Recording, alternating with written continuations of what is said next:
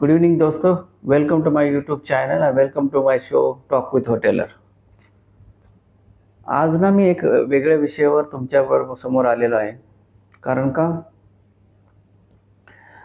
की गेले कित्येक दिवस झाले एक विषय आमच्या महाराष्ट्रामध्ये जास्त प्रमाणात दिसतोय. तो म्हणजे एका हत्तीनीला एक मोठ्या उद्योगपतीच्या मुलाने घेऊन गेलेला आहे त्याच्या प्राणी संग्रहालयामध्ये. ते गव्हर्नमेंटचे प्राणी संग्रहालय नाही. आणि तो तो त्याची घेऊन जाणे, तो कानूनी प्रक्रियेतून ते जिंकून तो घेऊन गेला, कोई बात नाही. पण तो हत्ती गेले 35-40 वर्षे झाले ते आमच्या कोल्हापूर जिल्ह्यात राहत होता. चांगल्या आनंदात राहत होता. सगळ्या प्रकारची त्याला सुखसोयी मिळत होती. पण अचानक असं काय झालं, कारण का त्या उद्योगपतीच्या मुलाला एक अशी सवय आहे की त्याला जर एखादी गोष्ट दिसली, आवडली की तो त्याच्या वडिलाला सांगतो आणि मग ती मिळवतो. असंच त्याने कुठं त्याला शोध लागला. त्याला ती महाराष्ट्रामध्ये ते कोल्हापूर जिल्ह्यामध्ये त्या ठिकाणी ती हत्ती दिसला की त्यानं त्याच्या वडिलाला सांगितलं, कानूनी प्रक्रिया केली, जिंकला आणि तो हत्ती घेऊन गेला. मग त्यामुळे आमच्या कोल्हापूर जिल्ह्यामध्ये कित्येक वर्ष असणारे ते हत्ती गेल्यामुळे आमच्या लोकांच्या त्या जनभावना बिघडल्या ना, दुःखी झाल्या. आणि ते मला आवडलं नाही, म्हणून हा आजचा मी व्हिडिओ बनवतोय. हे व्हिडिओ बनवायचं कारणच काय की तो हत्ती आम्हाला परत मिळावा आणि आम्हा लोकांना तो हत्ती पाहिजेच, आणखी मिळवला पाहिजे, मिळालाच पाहिजे. आणि असं काय करत असताना मी असं बघतोय की सोशल मीडियावरती काही लोक त्या हत्तीच्या घेऊन गेले म्हणून आणि कोल्हापूर लोक त्याचा विरोध करतात म्हणून काही बोलायला लागले, शिव्या सकट द्यायला लागले. असाच एक हिंदुस्थानी भाऊ म्हणून एक फेमस यूट्यूबर, फेमस इंस्टाग्रामर, म्हणजे सोशल मीडिया मधला एक माणूस आहे. मला तो फार अतिम आवडायचा. म्हणजे त्याची जी बोलण्याची शैली, तो लोकांच्यामध्ये तो काम करतो, ते मला फार आवडायचं.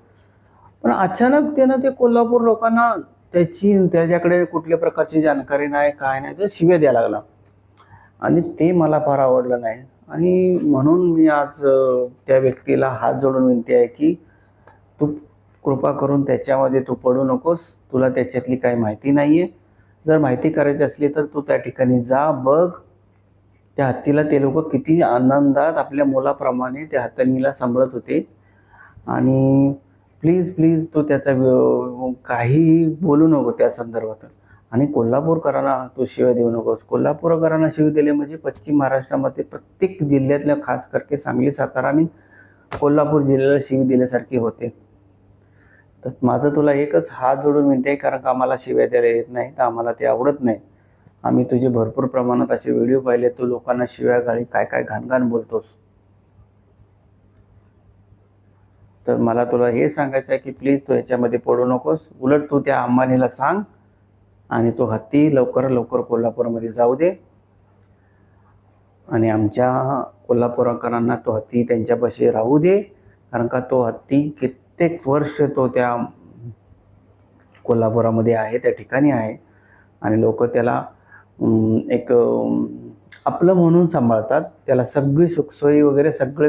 काही सोशल मीडियामध्ये हे सगळं चाललंय की त्या हत्तीला काही प्रमाणात अन्न पाणी त्याची सोय होत नाही. ही चुकीचं आहे. तू जाऊन एकदा बघ त्या मठामध्ये, मग तुला ते कळल.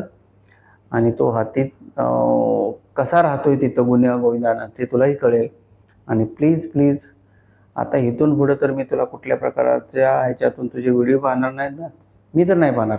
कारण का तुझी कोल्हापूरकरांना शिवी दिलीस ते मला फार आवडलेलं नाही. आणि खास करके आनंद अंबानीला माझं हे सांगणं आहे की प्लीज तो हत्ती रिटर्न कर. आणि आत्ताच्या घडीला माझ्याकडे जे तुझं जिओचं कार्ड आहे ते मी आत्ता मी बंद करतोय. जरी मी बाहेरच्या देशात असलं तर ते मी तुझं जिओचं कार्ड घेऊन आलो होतं येताना. आत्ता ते मी घरी पूर्णपणे त्याचं, म्हणजे मला ते कुठे हे दुसऱ्या ह्याच्या सिममध्ये टाकायचं असं काही नाही. मला ते पूर्णपणे बंद करायचं आहे आणि ते आता मी बंद करणार आहे. प्लीज लवकरात लवकर तुला हात जोडून विनंती आहे की हत्ती आमच्या कोल्हापूरमध्ये येऊ दे. Thank you so much. धन्यवाद.